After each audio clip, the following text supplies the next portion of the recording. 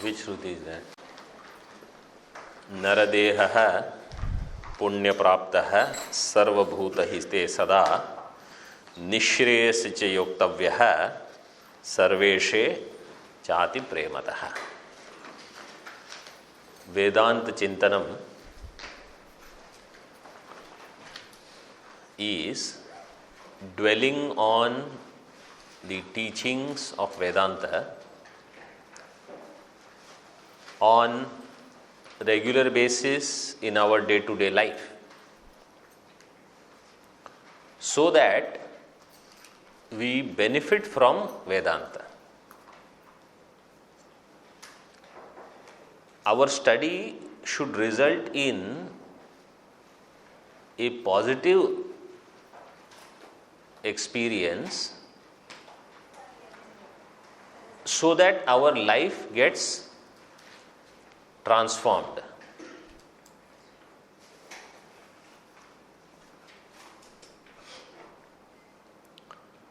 That is the objective.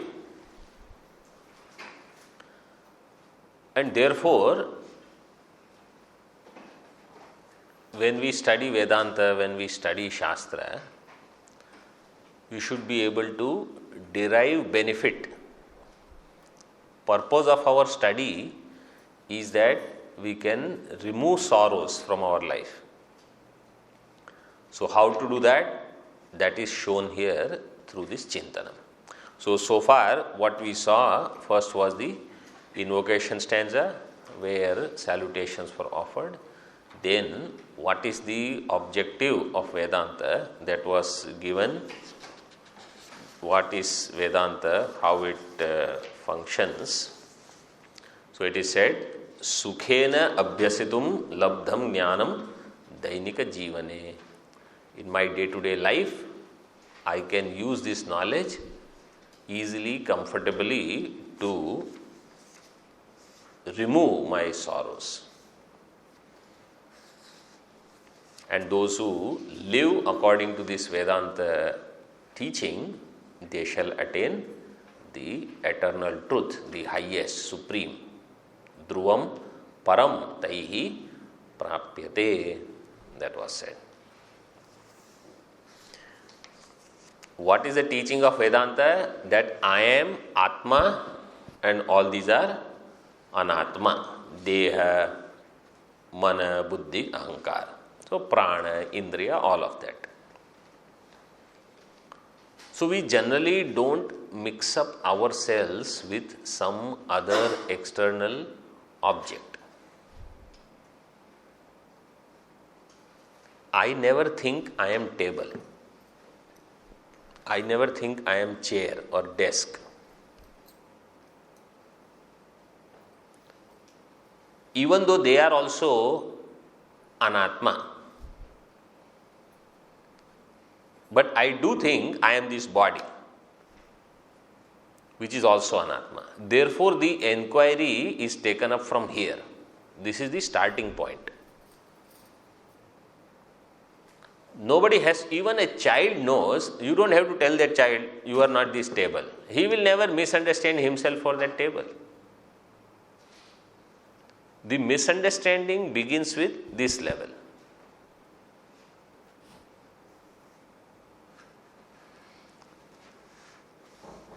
So, it was said that they are not you, but you use them in the transactional life, how you would use any other resource.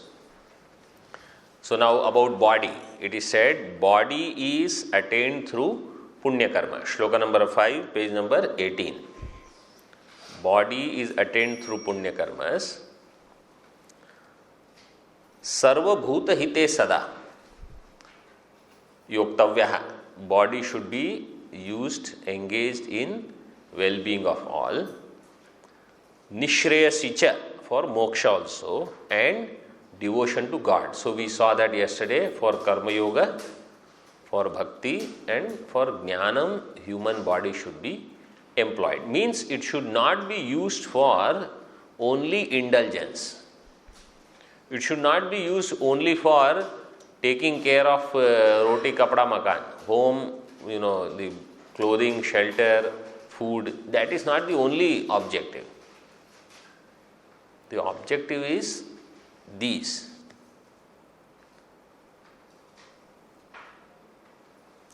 Guruji has composed this song for the wedding, wedding anniversary. He says, Lokasevaya Deva Pujanam Grihastha Jivanam Bhavatu Mokshadam. So, Lokaseva is Karma Yoga. Deva Pujanam is Bhakti.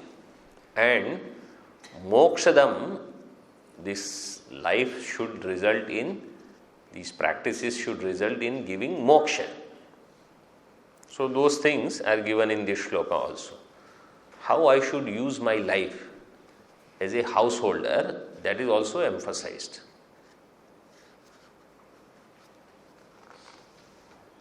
Correct?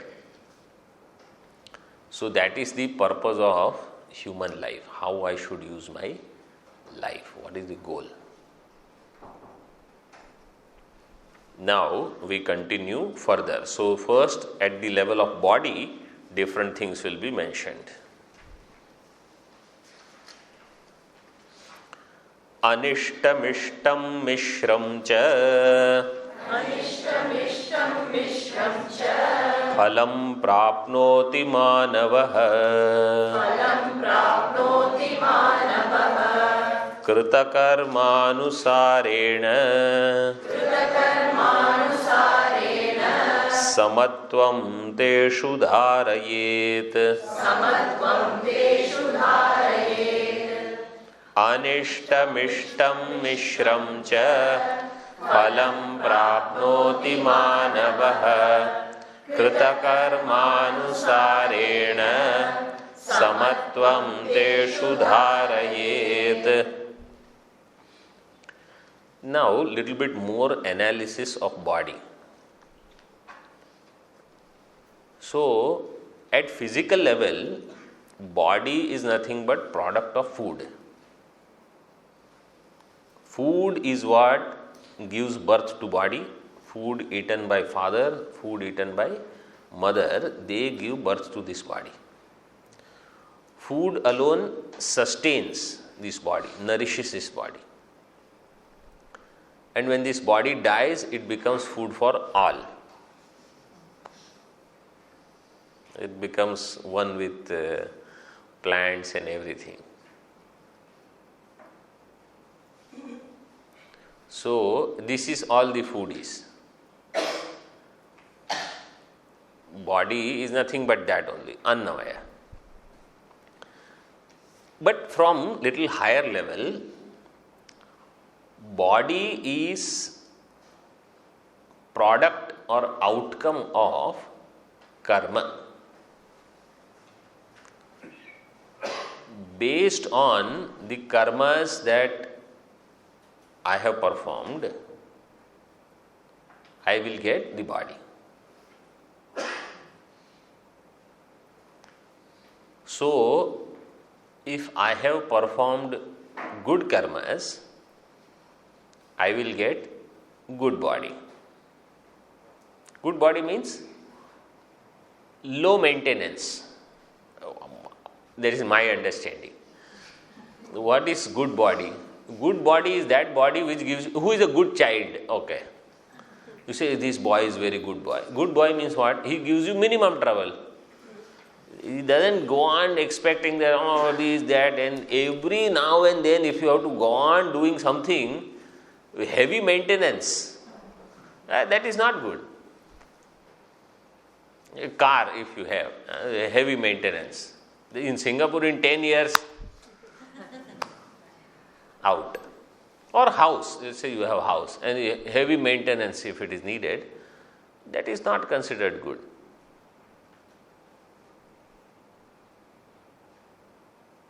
So, Punya karma means body will have low maintenance, which means you have more time available for other things. If body is high maintenance, you have nothing else you can accomplish. We know this doctor's visit, next doctor's visit, Then 8 o'clock you drink this, 9 o'clock you stay in sun, 10 o'clock. Then this oil bath, then stay sun bath. So then it just goes on. So low maintenance body is sukha. That means some punya karmas are done for this body. And that body which demands too much attention and body where I have to constantly keep working, that is some papa karma is there. So the body itself gives dukkham. The biggest thing that body would do is, it will not allow me to think of Atma. You have studied other texts, right? We call these as koshas. Annamaya kosha. Tattvabodha onwards you have studied in Viveka Chudamani also. Pranamaya kosha. Kosha means a sheath. Sheath means that which covers something. Can body cover Atma? Body is finite. Atma is infinite. How can finite body cover infinite Atma? So really, it is not a sheath which is going to cover Atma. What it does is, it does not allow me to think about Atma. That is its covering. My attention will never go on Atma. My attention will remain on body.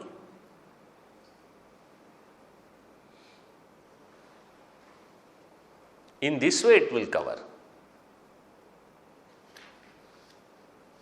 So, body, if it takes all the attention, and then if I say, I have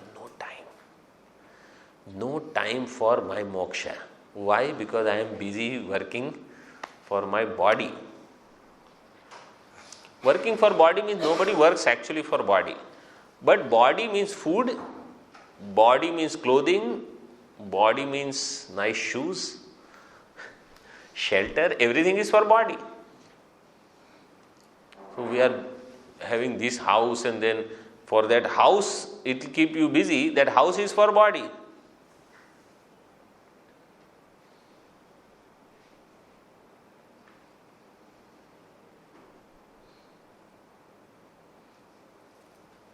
So those things, they take away all my time, my energy, and then if I take Vedanta book, then I feel sleepy. It happens. So in this way it hides. This is how it is covering. Kosha.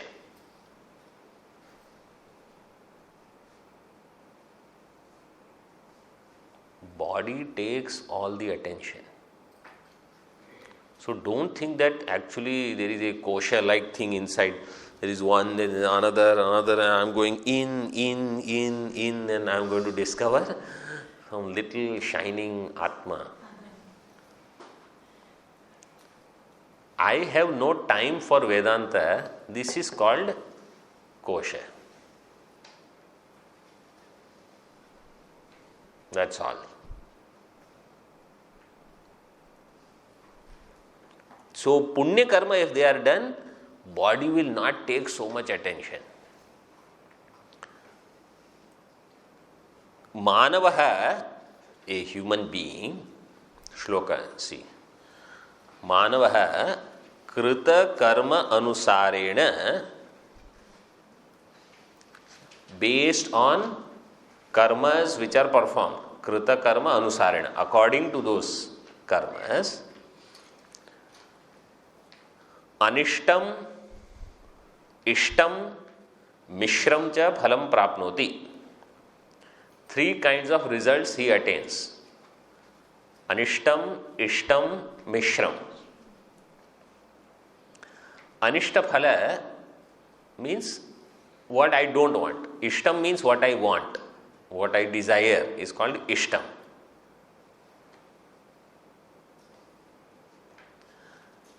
There is Ishtam, there is System. System is what we say, right? This is the system, this is how it is. So Ishtam is what I like. Anishtam I don't like. So the Papa Karma means it is going to hell. Ishtam, good karmas, means going to higher worlds. These higher worlds, people sometimes they don't understand.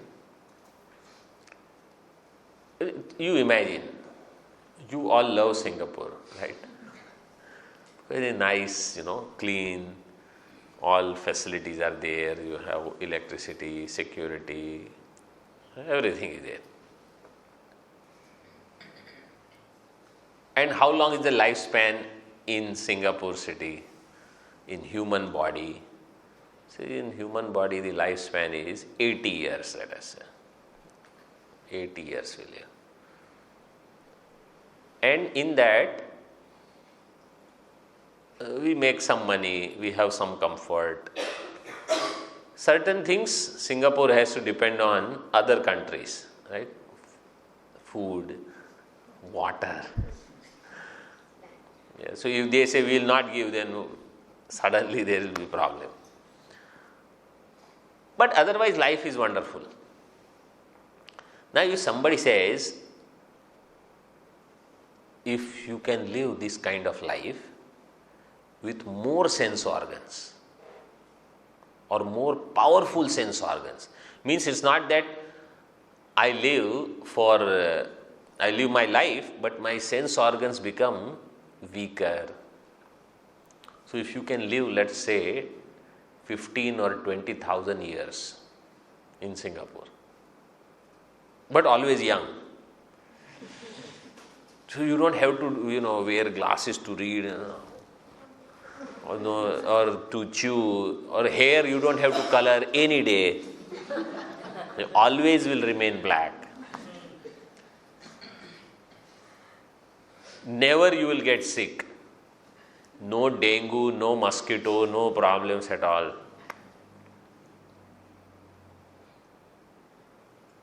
And long lifespan, 15-20,000 years. No problems from neighbors also. If they are cooking something and you smell something, you don't have to worry. That is heaven. But long lifespan. So if good karmas are done, such bodies are attained. And if bad karmas are done, I am not going to talk about that. Suffering, lot of suffering. And if mediocre means some good, some, generally people think the Mishram Shabda is there, right? Mishram means what? Mix, we say, mixture. Half are good karmas and half are bad karmas. But actually it is not half good and half bad. Good karmas are such that they are ready to give results now and you cannot avoid them. And bad karmas are also such that they are ready to give results now and they cannot be avoided. Their number need not be equal. You can have 1,000 good karmas and 20 bad karmas, but both are ready to give results now. That is called Mishra karma. The good karmas don't have the ability to overpower bad karmas. And the bad karmas, they do not have the ability to run over good karmas. Both will express. That is called Mishram. So that's why many people have last name as Mishras. I don't know if there is any Mishra here or not. So actually they are representation of all of us. We are Mishra. We all are Mishras actually in human birth.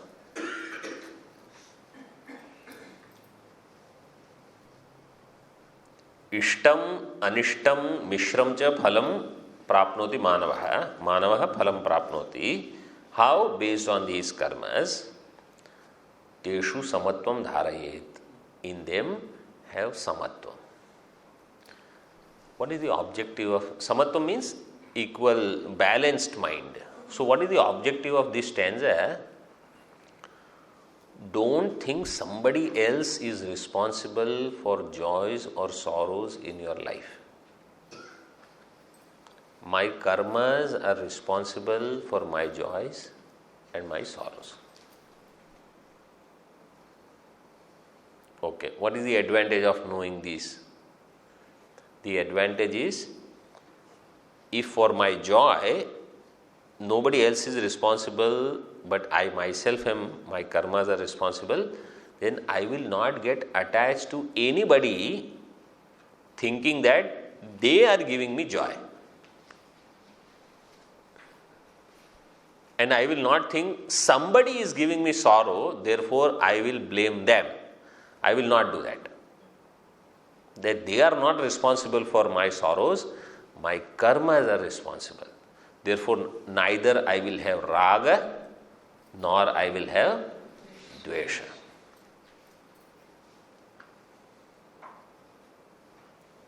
So, this understanding will make me free from raga dvesha. This is the karma siddhanta. Knowing the principles of karma will make me free from, or at least reduce my raga dvesha.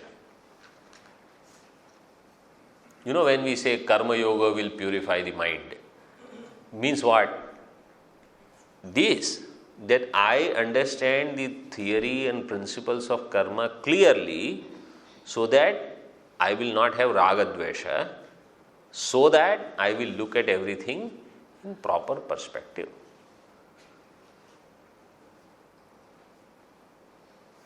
This is what is pure mind.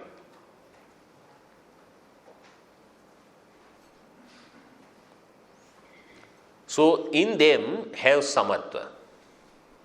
In these karma phalas, results of karma, keep your mind calm, balanced. Don't get carried away. So, karma yoga is what?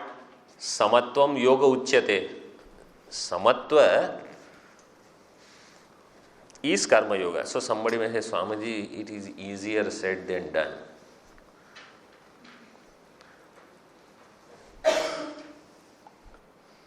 If somebody gives you food, right, and in that food they put lot of chili here and keep samatva now, equanimous, or they put lot of salt here.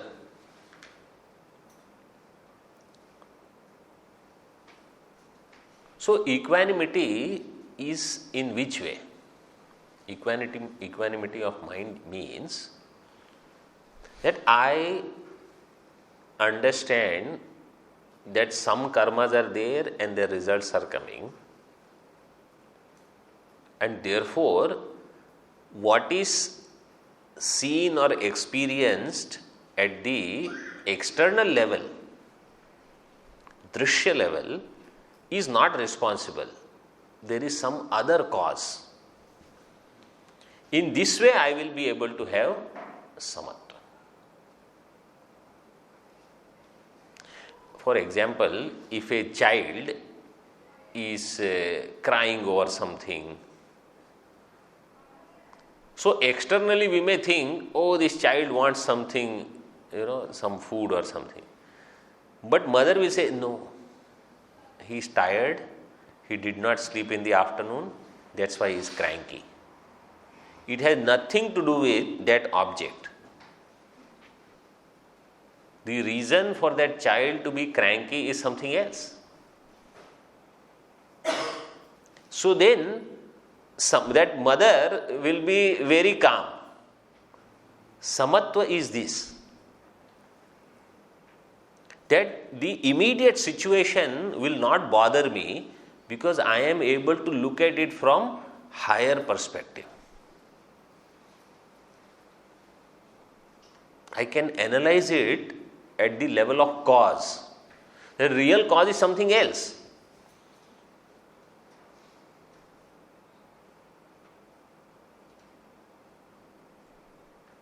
The moment I start looking at things in this way, immediate things will not bother me.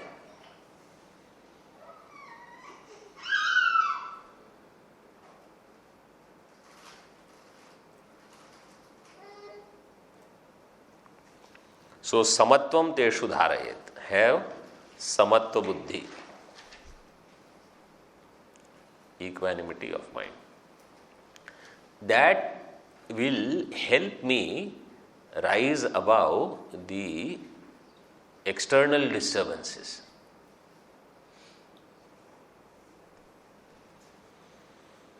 Now, from there we come to mind. Now we have to deal with mind. So, what here Guruji has done, he said body, mind, intellect and ahankara. These four things, he said, they are not me, but they should be used in vyavahara as needed, as appropriate. So, first he talked about body. So, what should be done? Body is for karma, body is product of karma. So, have samatva, deal with all the experiences. Yesterday I quoted matra sparshastu kaunteya. So, titikshasva. All sorts of experiences had come, you endure them properly and have samatva. Now, no karma is possible without mind. So, that topic is taken. Yasmadritena kinchana kriyate karma manavaihi tanmana kalpana rupam yojyatam savadhanatah yasmadritena kinchana kriyate karma manavaihi tanmana kalpana rupam yojyatam savadhanatah. Yasmad rite na kinchana karma manavaihi kriyate tanmanaha. That mind without which manavaihi, by human beings, no karma can be performed.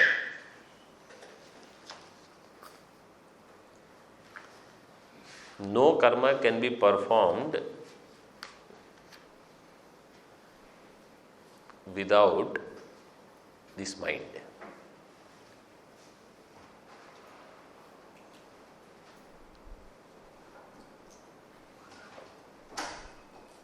That mind, what is its nature? Tanmanaha kalpana rupam. So that mind is of the nature of thoughts. Kalpana rupam here means is of the nature of thoughts. Mind is nothing but flow of thoughts in simple understanding, if we give thoughts. Savadhanatah yojyatam. May it be used, employed with enough care. Savadhanatah. So, mind should be employed with lot of care. So, here only one principle is given, that even though karmas are performed by body, karmas are performed by sense organs, right? Karmendriyas are there. Both of them, body, senses, etc., they are only external agents, external instruments. But the real thing is mind. Without mind, no karma is possible. Therefore, the attitude of karma, the objective of performing that karma, that objective should be very clear. Why I am doing this karma? What is my motive of action? Savadhanatah yojyatam. With great care, I should employ that mind in whatever activity that I am doing.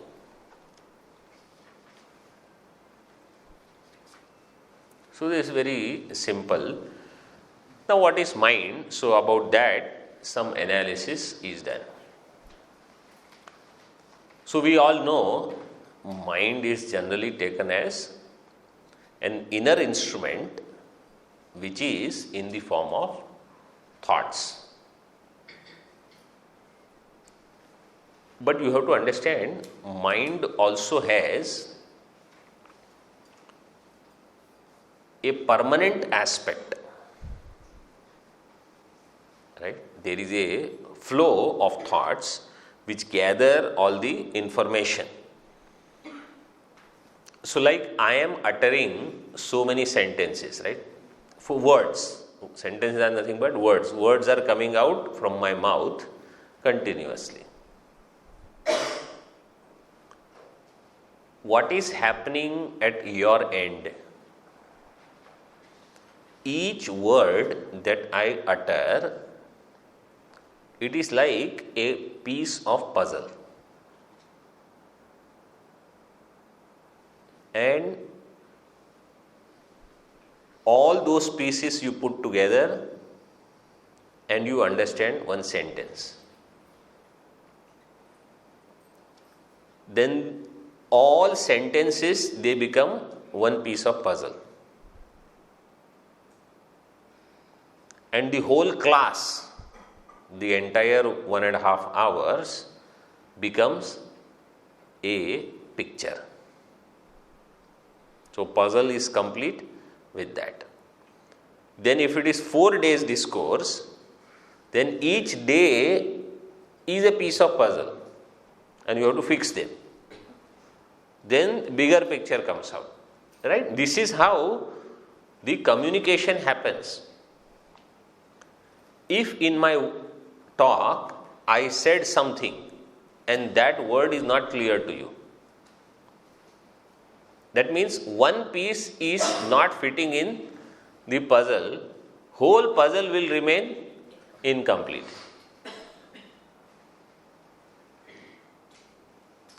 So mind has all these pieces, right? When we say flow of thought. So this is what is happening.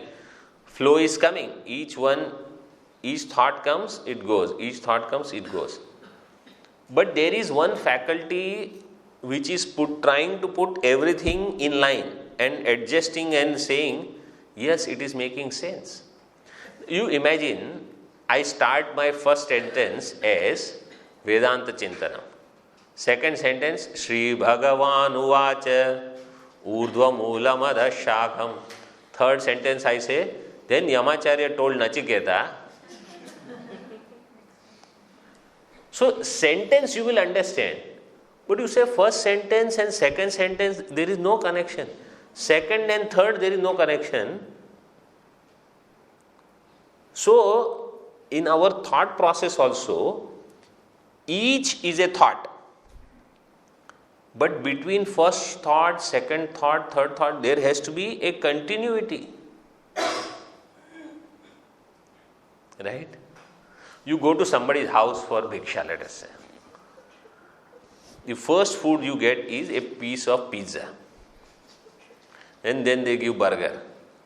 Then they give some Asian, Oriental food. Then roti comes. Then this. You say, what cuisine I am eating? Wow, this is all. Everything is together. It has to be streamlined. And the beach mein suddenly tea comes.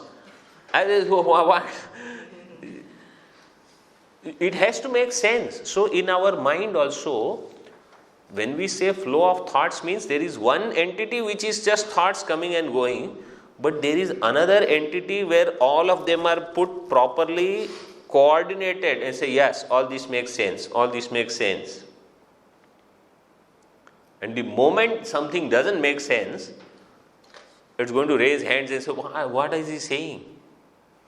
So many times in discourses this happens, To audience, they say, they were 1.5 hour talk was there. I did not understand what is head and tail I couldn't make out. Because there is no connection.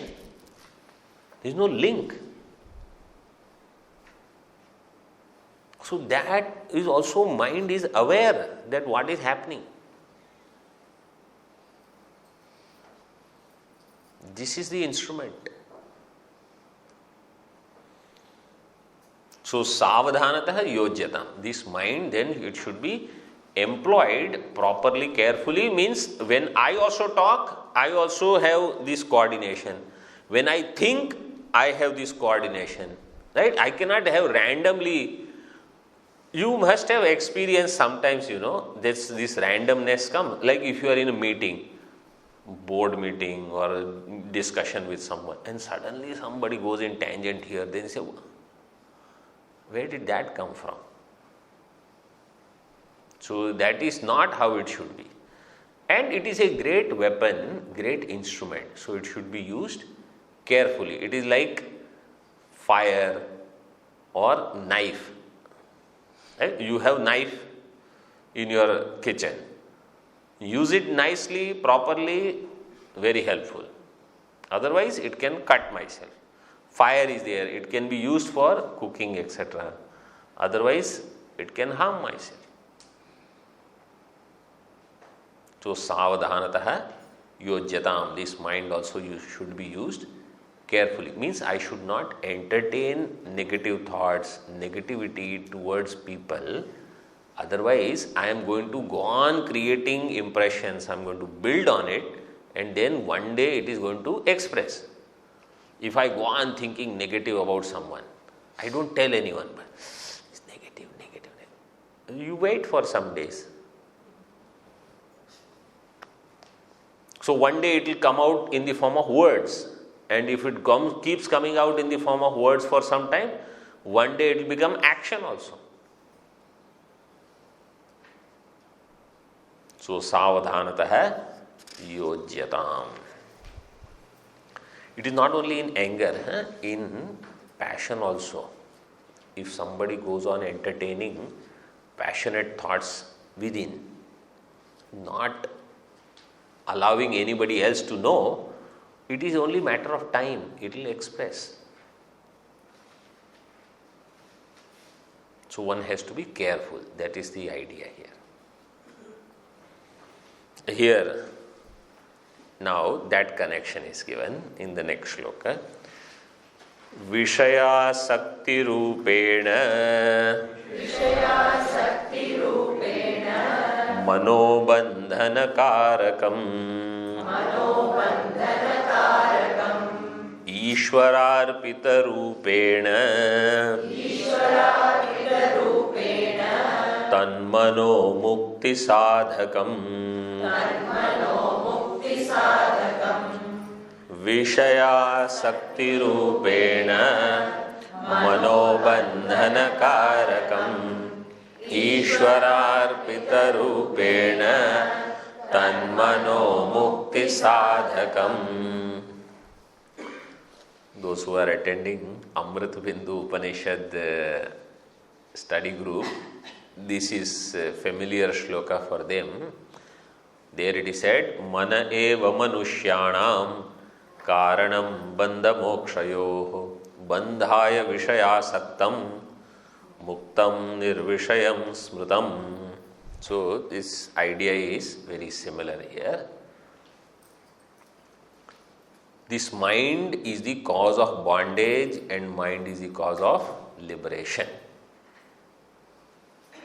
Mind alone is the cause of bondage and cause of liberation. So, how we should understand? Don't think, okay, everything is mind only. Mind is a key factor.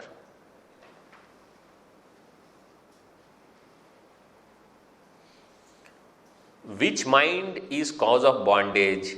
Which mind is cause of liberation? So it is said, Vishaya sakti rupena manaha bandhana karakam. That mind which has lot of Vishaya asakti, too attached to objects, pleasures, that mind will bind me.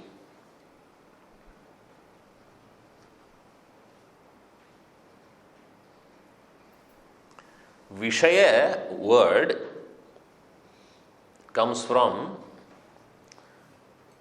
Vishinvanti badnati iti vishayah. This is the etymology.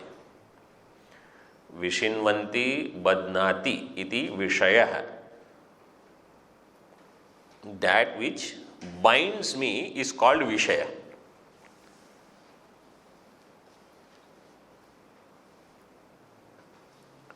Bind means, to give you an example, let's say this stand for mic, I get attached to it.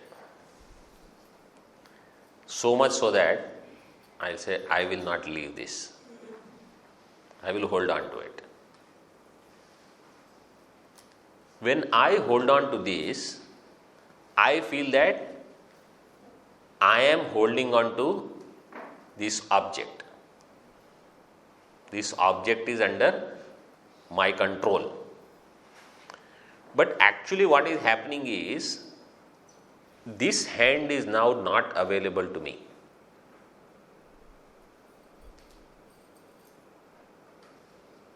I cannot do anything with this hand. Only my one hand is free now. This hand is gone. So this has tied me. This is how it binds me. Objects don't bind in any other way. This way they bind us. So now I am not available. When you tell your friends, come for spiritual discourse, I am busy. What is happening? Some Vishaya has bound them. Somebody says, I want to see what is happening in New York market right now with the new president.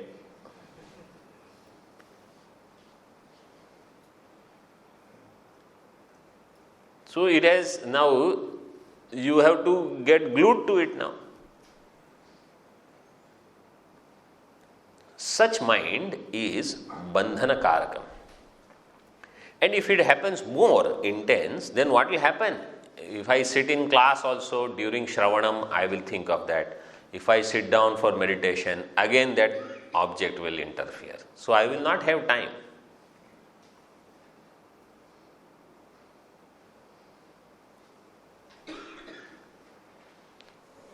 Just a word of caution here. Sometimes people think, to become a Vedantin means I become a very dry person. There is no love in life. Vedanta is not like that. You can be a very loving person. You can be very compassionate. You can be very understanding. You can be very nice. You don't have to become rude to be Vedantin. I am Vedantin. How dare you talk to me like this? There is no such thing. And yet, I don't get attached to people. Asanga. It is very much possible. You look at life of our Gurudev, right? How much love is there? Samasta jana kalyane niratam karunamaya. So they work for well-being of all out of lot of love and compassion, but never get attached.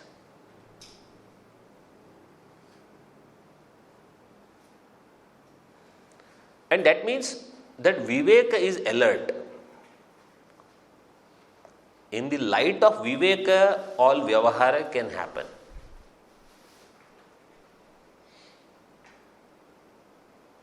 That, then there is no bandhana.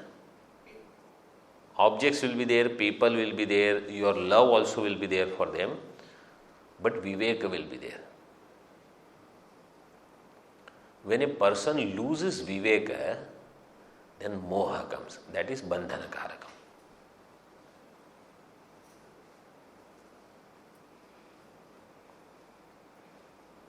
So, Vishaya Sakti Rupena Mano Bandhana Karakam. Principle we should understand. Right? Elaboration can be done as much as needed. But principle we should understand. So in my life, if I have to live my life, how I can be a loving person and yet be detached? This I should know. That's all. If somebody needs help and says, no, I am Vedantin, I will not help you, because helping someone will create bondage. That is not what Vedanta teaches. Right? Sarva bhuta hite sada, it was given that. Ever engaged in well-being of all. But not out of any moha, any expectation that, oh, I did this much, so that person should do this much. Because I know if I have done good karma, its result will come to me no matter what. I don't have to depend on this person for result of my karma. It will come to me. If not in this body, in this life, in any other life. So I don't insist that you have to return my favor. And if we do something wrong, do we insist that, no, I did something, you better shout at me, you better be not nice to me? Because that result also will come to give its, fair share to us. So that mind which is thinking of Vishaya is bandhanakarakam. Ishwararpita rupena tanmanaha mukti sadhakam. And when that mind performs karmas as dedication, as offering to God, means here you can understand mind itself is offered to God, then that mind is mukti sadhakam. Ishwararpitam Nechaya kritam chitta shodhakam mukti sadhakam. Ishwararpitam karma na ichchaya kritam means not performed with selfish motive. Not performed with selfish motive means the motive is not that I will get this or that. That may I get God's grace and calm mind so that I can study Shastra. Chitta shodhakam and mukti sadhakam. So mukti sadhakam means that mind will become a means, an instrument to attain liberation. Such mind will be helpful. It will not create obstacles.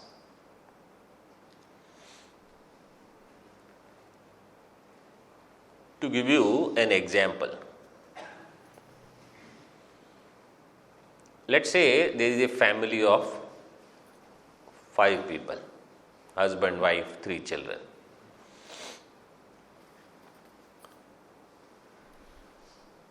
All 5 of them, if they think differently in the sense, they have totally different goals, totally different ideas about life. One thinks this way, another that way. If any proposal is put on the table,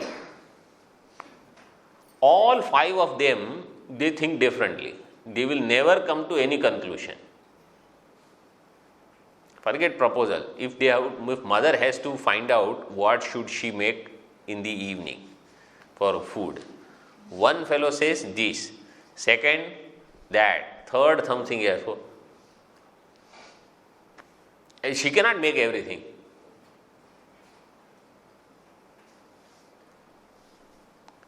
What are we going to do this summer vacation? What are we going to do? 5 people, 5 different ideas. What I am trying to give you is a picture where the thoughts are in completely different direction for each member. To accomplish anything quickly is not possible, because there is lot of internal conflict which needs to be resolved. Whereas you imagine there is a family of 5 and the head of the house, I will not tell you who that is, whoever governs everything, man or woman, but the one who is wise, that is required. The wise person who is making all decisions, that person has final say. Means that person says, this summer, this is what we are doing, yes. How much time is saved? There is no conflict, there is no discussion, there is no going back, forth, this, that, nothing. Cooking, this is what we are cooking, done. Everyone will quietly eat. You understand? That mind, Mukti Sadhakam, who will actually walk on the path of spirituality, that person with mind where there are no internal conflicts and struggles.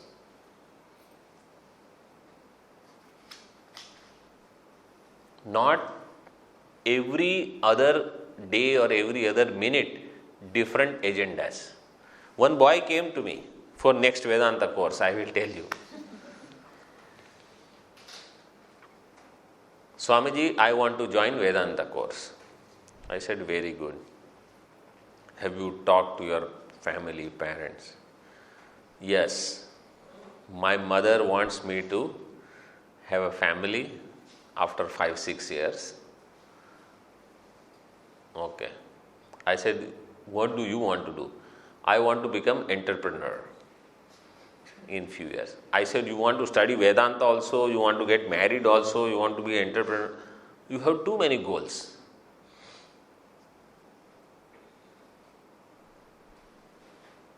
Bhagavan says, such kind of buddhi is not suitable for knowledge.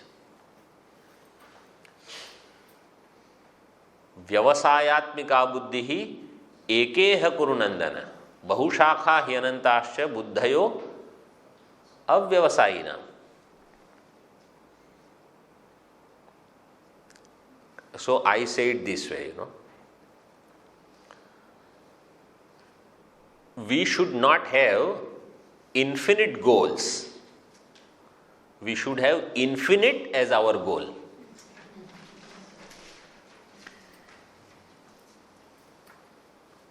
We should not have infinite goals.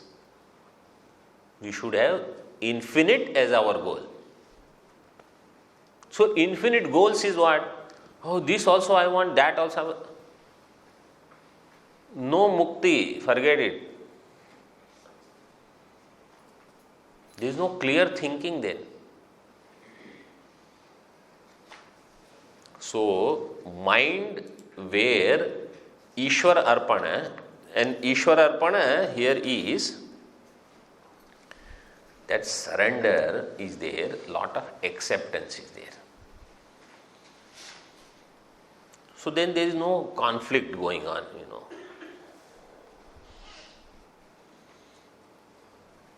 Ishvara, the role of here Ishvara is as karma phala data, giver of results of actions.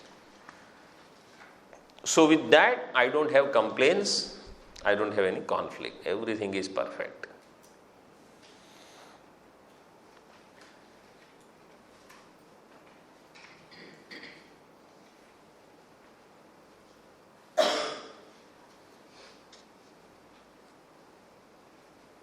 When we have this kind of surrender for someone, our life will become so easy. That person should be there to guide us. If that person says, you don't do this, okay. No questions. Why? Why not? Nothing. That is arpana, offering.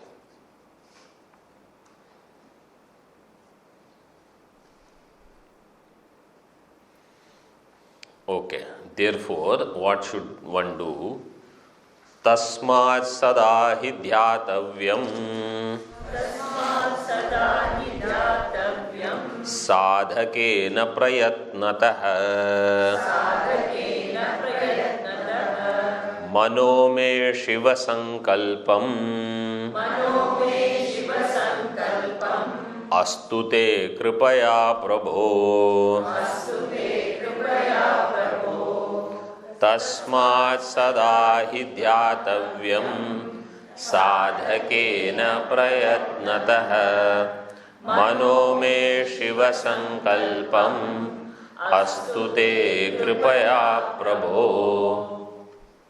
Tasmat, therefore, sadhakena prayatnatah sadahi dhyatavyam. Therefore, a sadhaka should constantly meditate on this idea. Yatnatah, prayatnatah, with great effort, means alertness that, He Prabhu, O Lord, te kripaya, by your grace, mano me shiva sankalpam astu. May my mind have Shiva Sankalpa. So, what is meant here is, because mind is a crucial, critical instrument, a key role player, therefore, may my mind always entertain auspicious thoughts. This is a simple meaning.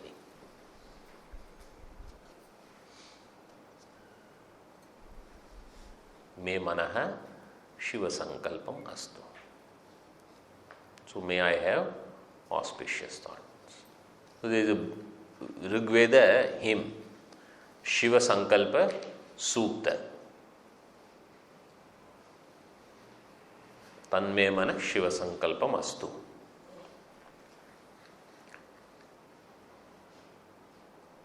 Shiva Sankalpa, Shivasya Sankalpaha, Shiva Sankalpaha. So, may Bhagwan's Sankalpa express through me. That is also another meaning. May God's Sankalpa express through me, divine Sankalpas. Like how Gurudev used to say, Narayana's will. Let this be Narayana's will. If Narayana wants, it will happen. So that is Shiva Sankalpa, one meaning. Or another meaning is, may auspicious thoughts express in my mind.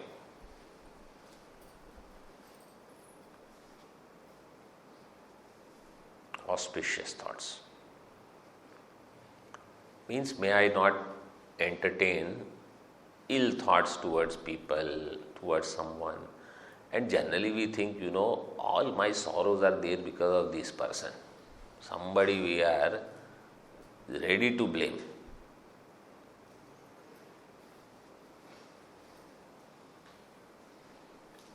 In Tulsi Ramayana, Goswamiji says, Kaunako sukha dukha karadata nij krit karma bhog sab bhrata. So, nij krita karma. Nobody else is responsible. This is darshan. Remember yesterday we were talking about darshan. So what is my darshan? So if I think I know who is responsible for my problems, A, B, C, D, nobody. Nijakrita karma. This is my darshan.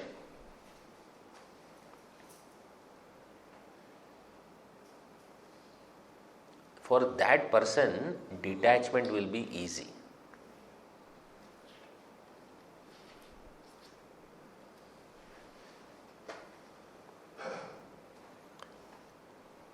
तस्मात् सदा हि ध्यातव्यम साधकेन प्रयत्नतः मनो में शिव संकल्पम अस्तु ते कृपया by your grace. So it's not that I am going to entertain auspicious thoughts on my strength, O Lord, by your grace.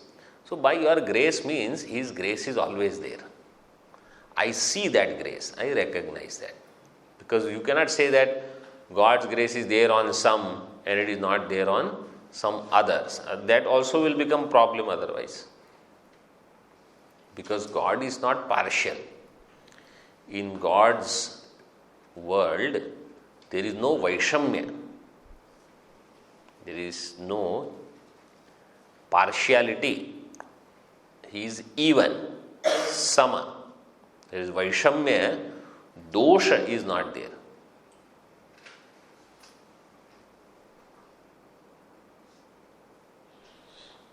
And he doesn't want to give sorrow to some. He says, I will keep you in mind. It's like, so many people come here in organization, different people, and then you are one day serving this samashti bhiksha and you have to serve, and that fellow comes. You come here, I will give you all this spicy food. Or when you come, there is nothing for you. Go, move forward. Only little. I want more here. Little only they will give. So there is no such thing. God is equal to all. And it is difficult. It is not very easy to remain impartial. And others will, even though if you are impartial, others will still feel you are partial. But you have to do what is right. The advantage of this is detachment will be very easy. Very easy. So, may manaha Shiva sankalpam astu. May my mind entertain auspicious thoughts. What is auspicious? Auspicious thoughts here can mean that may I be interested in the highest. May I not settle down for anything lower. That is auspicious. Shivam means auspicious, So in our Shastra it is said, what is Satyam is Shivam. And what is Shivam is Sundaram. So truth alone is auspicious. And that alone is beautiful.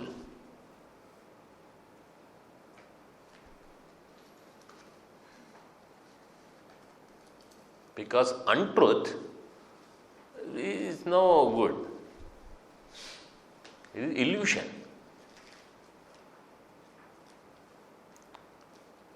So what is truth is beautiful, and that is auspicious.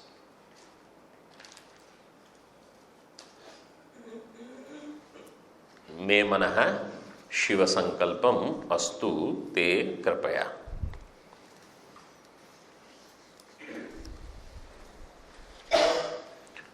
And another meaning you can also have is may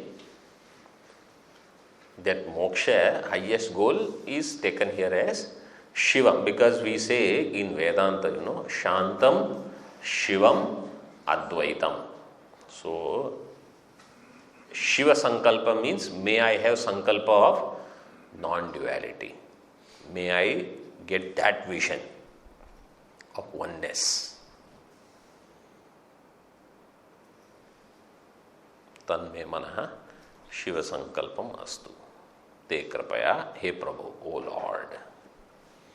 So we saw body and mind. Now we come to intellect. Shloka number 10, page number 36. Buddhim tu sarathim viddhi. Buddhim tu sarathim viddhi. Yanaye dratha jivanam. Yanaye dratha jivanam. Karya karya vivekena.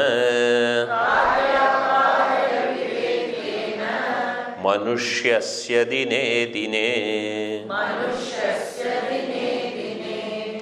Buddhim tu sarathim viddhi yanaye dratha jivanam karya karya vivekena manushyasya dine dine. So the first quarter is from Kathopanishad. buddhim tu sarathim viddhi manah pragrahamevacha indriyani hayanahu vishayansteshu gocharan atmendriya manoyuktam bhoktetyahur manishina.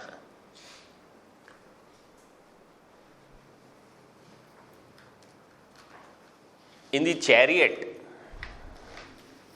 this body, mind, intellect, all this is part of chariot.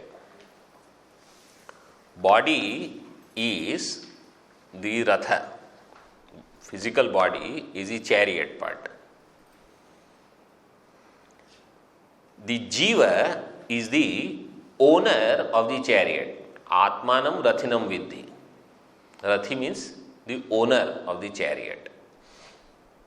So jiva is the owner of this assembly. And buddhi, which is mentioned here, is the sarathi, charioteer, driver. Intellect is the driver. Driver of the chariot.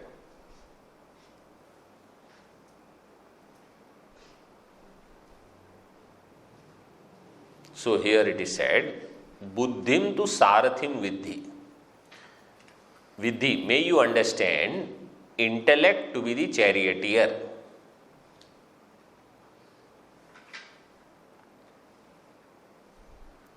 And what is that intellect? Ya ratha jivanam nayet. That intellect which leads, which drives the life of this chariot. Driver.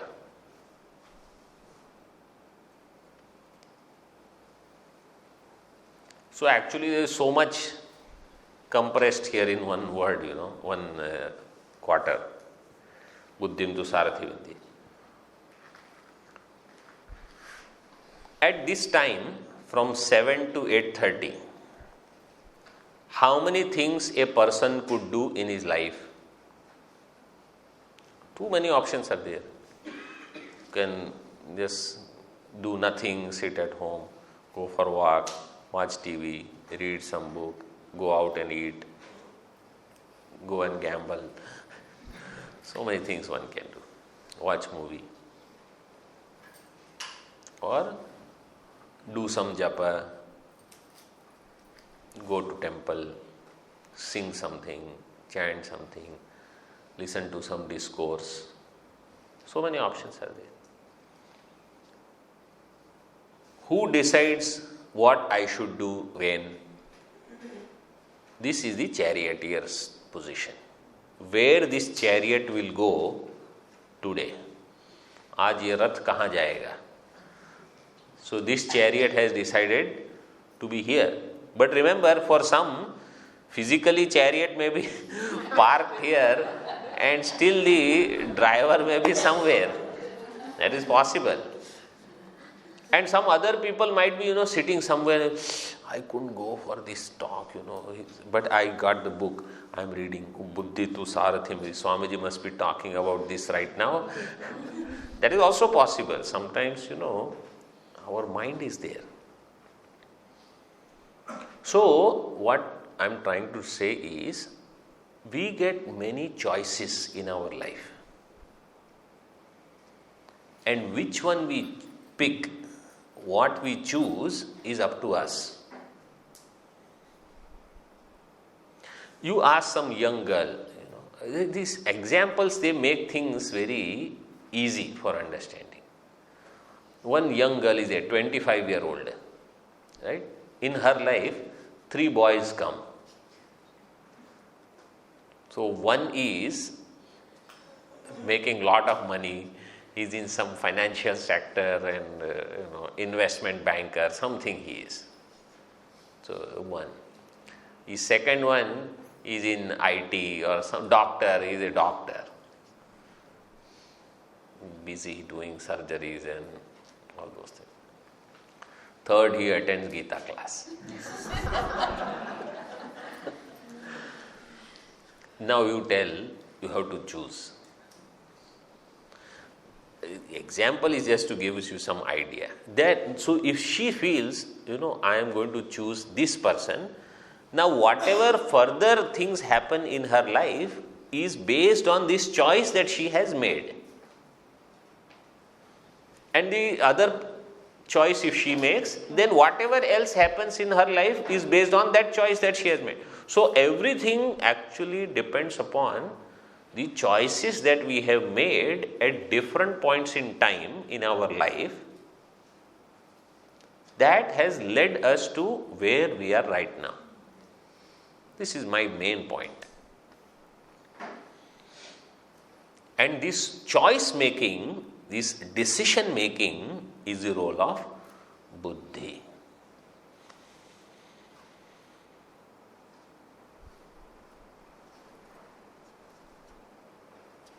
So if we make such choices, this is what we will get.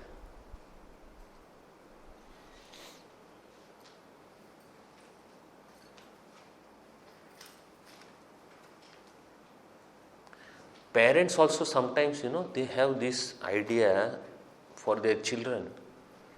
That they say, you should know all this, you should know business, you should know this. Then that child will grow up with all those knowledge and that talent. And the child is there, you say, no, first thing you have to do is Gayatri. First thing you have to do is your chant every day, mantras, whatever that you have learned, sit there. If you entertain yourself little less, it is okay. So if that kind of training is given and if that child has learned to make that choice, he will grow up in that way.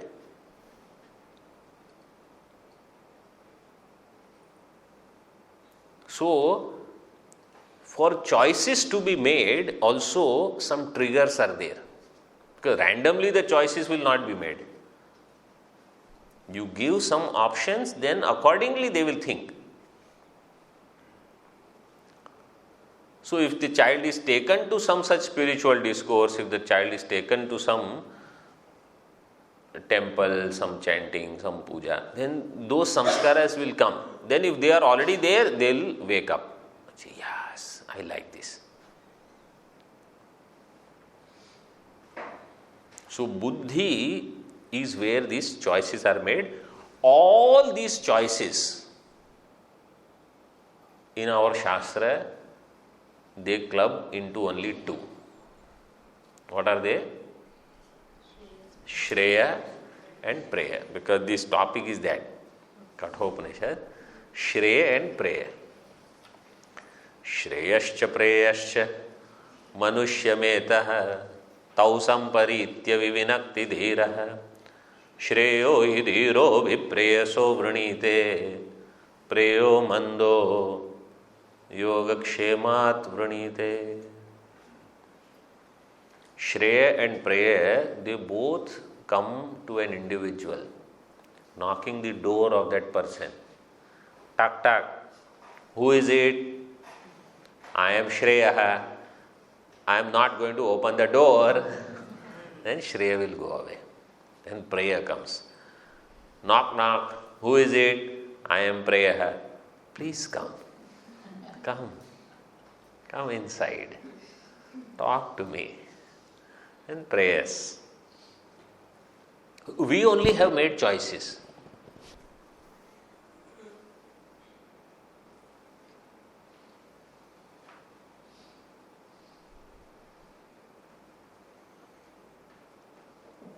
Now this buddhi has to be sattvic buddhi. The second line says that.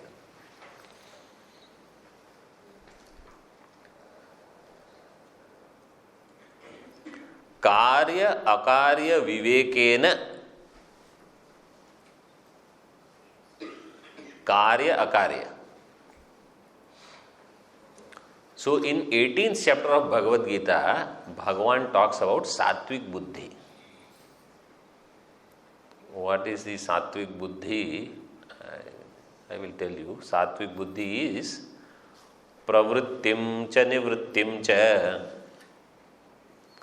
karya karye bhaya bhaye bandham moksham cha ya veti Buddhissa partha sattviki. Sattvic buddhi is that which knows what is pravritti, what is nivritti. When should I get engaged in something and when that time is over and now it is time to withdraw. I have done my role, I am done. This is sattvic buddhi. Pravritti, nivritti. Not only pravritti, or not nivritti and not knowing what is pravritti. Pravrittim cha, nivrittim cha. Karya, akarya. That one point is given here. Means what I should do, what I should not do.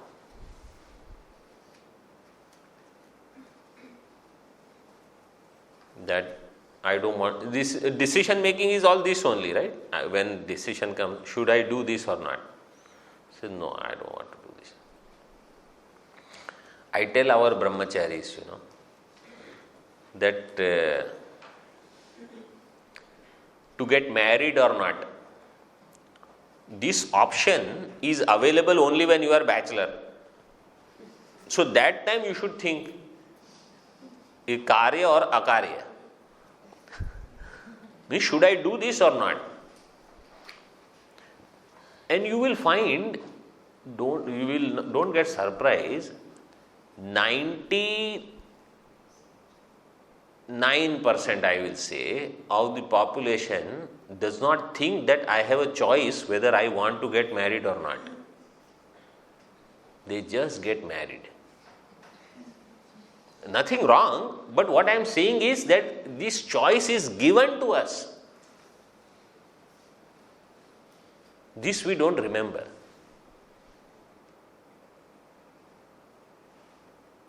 It is like I have choice of Shreya and prayer. This we don't think. What do we think, We think, should I choose prayer A or prayer B? Means we choose between two prayers, we don't choose between Shreyas and prayers. This is the difference. Shreyas means good, prayers means pleasure.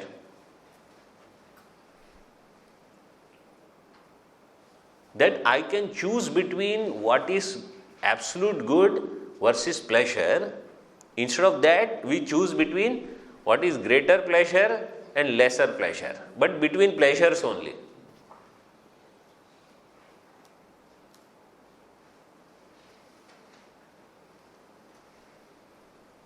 Now did you think about this when? So that's what I am saying. So 99% we don't think.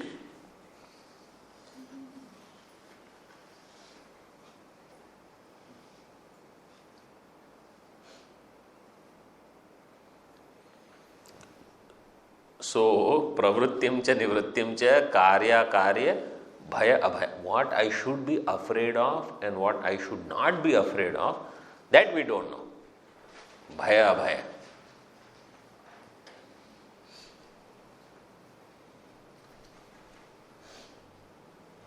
Bandham moksham cha yavetti. And that buddhi which also knows what is bondage and what is liberation. That buddhi is sattvic buddhi. That buddhi should drive my chariot, not rajasic buddhi or tamasic buddhi. Imagine a driver is there who is intoxicated, drunk driver driving the car. What will happen? Accident. So if my intellect is intoxicated, forget about reaching the destination. I will reach hospital. And others will also come with me. So sattvic buddhi will decide properly. Karya vivekene manushyasya dine dine.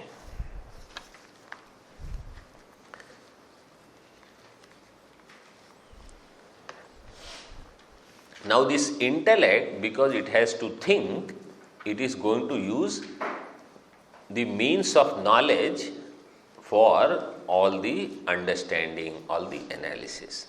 So a little bit about that means of knowledge is given. Yad vishaye pramanam yat janiyat tat pramanatah swarupam nishchitam tasya karma kuryan narastatah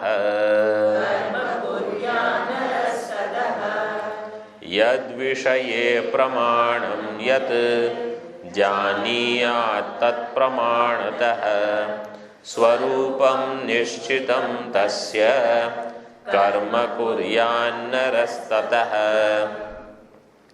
Yad vishaye yat pramanam tat pramanatah janiyat tasya swarupam. In whichever subject, whatever is a means of knowledge, through that means of knowledge alone, that thing should be known. Yesterday we discussed this a little bit, that if I want to know the color of a thing, color of an object, I had given the example of this black color. So ears are not going to report the color. Eyes alone will report, eyes alone can report the color. So yad vishaye yad pramanam tasya tat pramanatah tad vijaniyat. Through that pramana alone, that object should be known. In other words, if intellect says, I want to know a thing, how will I know? So you say, for everything there is a pramana. You have to use that. If somebody says, I am having fever, I am running temperature, how will I know? So the praman is there, thermometer is there, you put and you find out. I have put on weight or not. The praman is there, you stand on that scale and it will tell you. Over. So if I want to make any decision regarding something, means of knowledge is there. Whether I am having sugar or not, you do your blood test, you find out.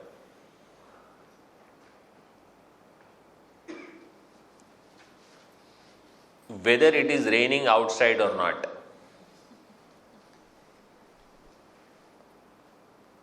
So you see if there is some sound coming, of rain, or you open the door and find out. So there are means. So gather knowledge according to right means of knowledge. Why this shloka is given is for next connection. Actually it is continuation of thought with the next one. To perform karma, whether the karma is right or wrong, for me, at a given time, how will I know? We don't know.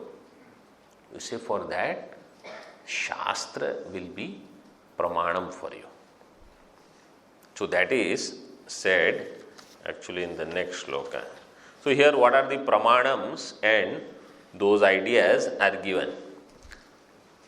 In the commentary, what is pratyaksha pramana, anumana pramana, etc. But what is the objective of this? That how I should, let us read next two shlokas and then I will explain together them. 12 and 13. 12 is example and 13 is application of that. Vyavahare chikitsadi Shastrani vividhani syuhu Upayogam narastesham Yatha kuryat paristitihi Vyavahare chikitsadi Shastrani vividhani syuhu Upayogam narastesham यथा कुर्यात् परिस्थितिः. Next one also. श्रुति स्मृतिश्च धर्मादौ वेदांतो ब्रह्मदर्शने प्रमाणं विद्यते साक्षात् किमन्येन प्रयोजनम्. So in Shruti Smritish, continue. Shruti Smritischa Dharmadau Vedanto Brahma Darshane Pramanam Vidyate Sakshat Kimanyena Prayojanam. So in 11th shloka it is said, whatever is the pramanam, with that you do the Swarupa Nishchaya. Means what it is, what should I do, what should I do about my life. How will I know? Somebody should be there to guide me. What is the purpose of life? What is the nature of Atma? What is the nature of Jagat? So a pramana will be there. Then example is given in 12th shloka that just as for chikitsa means medical science, where they inquire into what disease is there, etc. Chikitsadi shastrani vyavahare vividhani syuhu. The science of medicine, etc. So many are there. So what should I do? I use them for that purpose. Like if I want to know about body, whether I have temperature, weight, etc. I go to appropriate that doctor, that field. If I have legal issue, what will I do? I will not go to doctor and say, doctor, I have made this legal, some document deal, you find out and make sure all the clauses are there. He said, this is not the place you should come to. You go to lawyer. And in your toilet, if there is some leakage is there, whom will you consult? Not lawyer. You will go to a plumber and say, you fix this. Because he will do the diagnosis there. So for different fields, there are different valid means of knowledge. They will analyze and they will give you the solution. Naraha tesham upayogam yatha paristhiti kuryat. As per the situation, person should employ them in the right way. Practical. So for dharma, what should I do? So in 13th shloka it is said, Shruti and Smriti means the earlier part of Vedas, karma and upasana, and Smriti Shastra, dharmadau pramanam vidyate. They are the pramana for dharma. They will tell you what you should do, what you should not. Shruti and Smriti. And if somebody says, no, I want to know Brahman, what is the pramanam? Vedanta. Vedanta Brahma Darshane Sakshat Pramanam Vidyate. Kim Anyena Prayojanam. What is the need, what is the use of doing other things for knowing Brahman? If somebody says, I want to know Dharma, Shruti Smriti is Pramana. If somebody says, I want to know Brahma, Vedanta is Pramana. So you use them. Okay. Tomorrow we will continue with this. Further.